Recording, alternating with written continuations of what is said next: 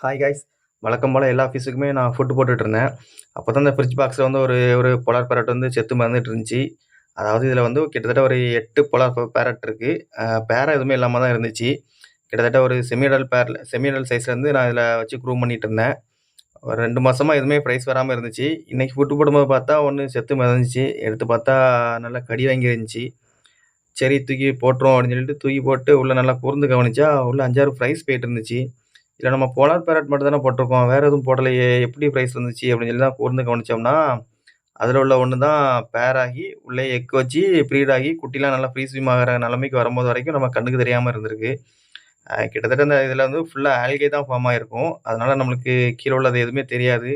உங்களுக்கு உங்களுக்கு பார்த்தாலே தெரியும். கீழ நான் ஃப்ரைஸ் ஓடுறது 1, 2 ஓடுறது தெரியும். நம்ம கூர்ந்து பார்த்ததுக்கப்புறம் தான் நம்மளுக்கே தெரிஞ்சுச்சு. ரொம்ப சர்ப்ரைஸா இருந்துச்சு. கிட்டத்தட்ட நான் இத ஒரு 3 மாசமா நான் இத நல்லா க்ரூம் பண்ணிக்கிட்டு இருக்கேன். இப்ப தான் ப்ரீட் ஆயிருக்கு.